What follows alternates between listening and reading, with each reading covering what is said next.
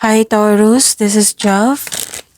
Welcome pa sa ating channel at ito ay inyong first half of the month of May 2025, May 1 to 15, 2025. Kung naka-resonate kayo, comment down. Kung hindi kayo naka-resonate, ibigay niyo po sa iba kasi channel reading po ito. This is for you Taurus ngayong May 1 to 15, 2025.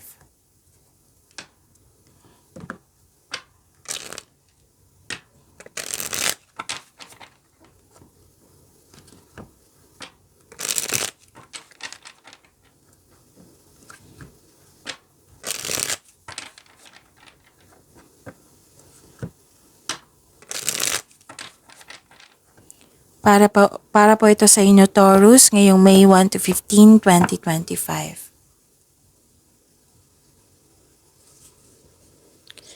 Maraming salamat po sa inyong patuloy na suporta at maraming salamat din po sa mga hindi nag-skip ng ads.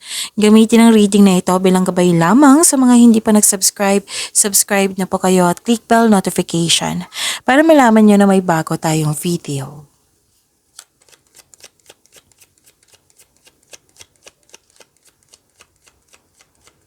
Spirits Guide, mga ganap pa para kay Taurus ngayong May 1 to 15, 2025 ay need 3 cards po.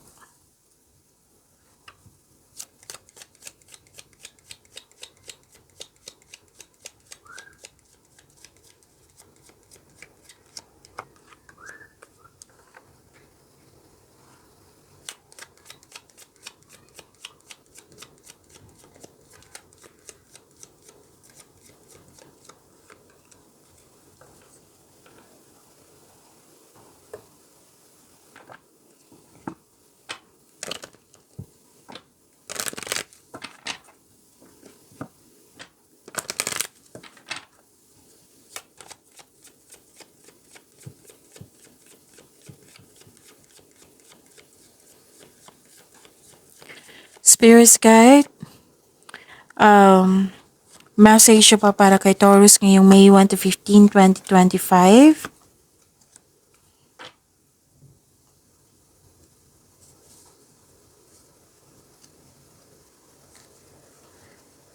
Okay, Taurus, ngayong May 1 to 15, 2025. May importanteng ganap sa inyong passion at may importanteng desisyon din. Mag-ingat lang kayo sa conversation sa isang tao kasi nagalit kayo, nasaktan kayo, nagkaroon ng argument. Mas lumawak yung ambisyon mo sa buhay, nagkaroon ng time for reflection, mataas ang inyong intuition, malalaman mo din yung taong nanloko sa'yo or manloloko po. May concern dito sa cut-off of connection sa isang tao. Wow, may harvest. May harvest po, pwedeng sweldo nito, may nagbigay ng bayad sa binigay mo serbisyo, naging fast moving yung produkto nyo, or literal ito na harvest. So claim this harvest, Taurus. Hold your vision. And emotions are running high.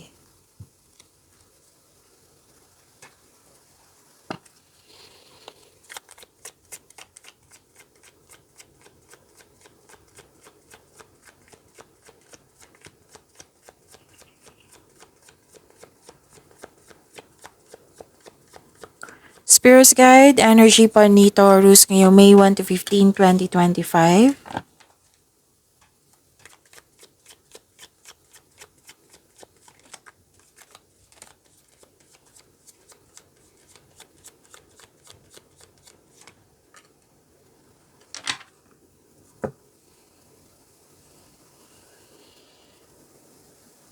Kung may narinig kayo or may nakita kayong repeating message, like for example, nanood kayo sa isang video natin dito sa channel, tapos may napansin kayong repeating message, yan po yung pinupush ng course nyo na kailangan yung bigyan ng atensyon, solusyon, at aksyon, kung maaari po. By the way, Taurus,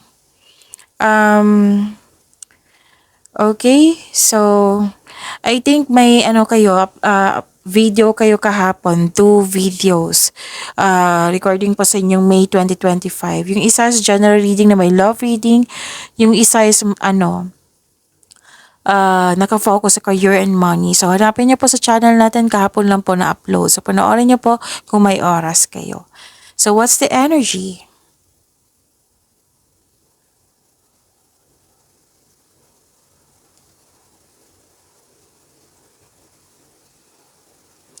Okay.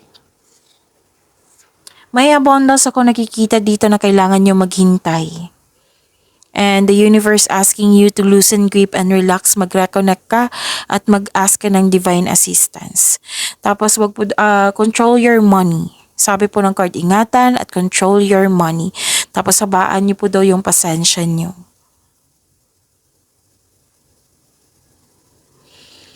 At nakikita ko dito na may tao ngang maluloko. Oo, 'di ba? Sabi dito sa inyong card. Dalawang card kasi nagsabi dito, so mag-ingat kayo sa kanya. So may naulit po daw na problema or na naging trauma ito. Alam mo yung mga nangyari pero inignore niyo po daw. Sabi po ng card dito, bigyan ng atensyon, hanapan niyo ng solusyon.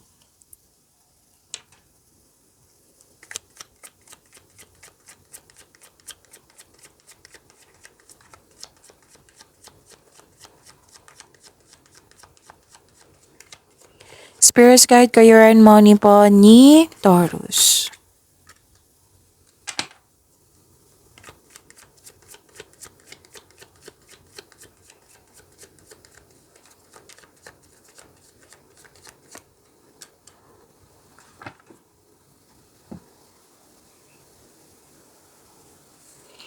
Dalawang card na po nagsabi dito na mag-control on overspending sa first half of the month. Oo. This card asks you to save money, control on overspending. Kasi usually kung ito yung sinasabi ng card nyo, may darating na pera sa inyo. 'Di ba? May harvest time. So, kung pwede po, kayo naman po yung masusunod kasi buhay niyo po yan, pera niyo po yan. Pero yung paalala ng card niyo dito, save money, control on overspending. Mag-ingat din kasi may tension dito na nag-clarify dito sa oracle cards niyo. 'Di ba? May argument tungkol sa irresponsible na tao.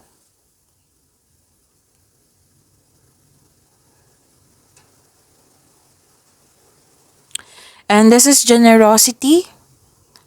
See? Sinabi dito na may makaka-receive ka ng malaking pera. Pwedeng return investment po ito. Ito ay parating na, nagdudulot ito ko ng kasiyahan sa iyo. May promotion din ako nakikita dito or pagtaas ng kita, pagtaas ng sweldo, pagtaas ng allowance. And this card asks you to consider helping someone at work. Pwedeng regalo ito, makaka-receive ka ng regalo, makaka-receive ka ng tulong. Or kayo po ito nagbigay ng tulong.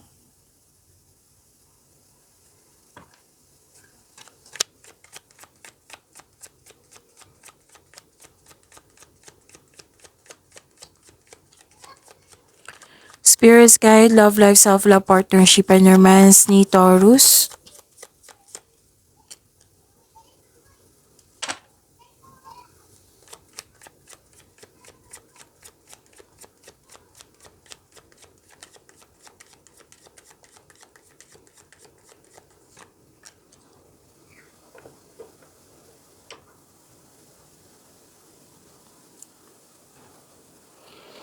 Sa mga single, marami kayong maliligaw or iniisip na mga tao na kung sino yung genuine sa iyo.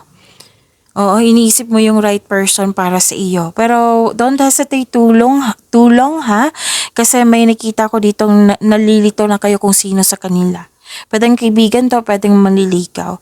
Sa mga marelasyon sa buhay mag-asawa, this is temptation, so mag-ingat kayo. Okay, may temptation po, pwedeng yung sa paggasta or literal na temptation po sa third party.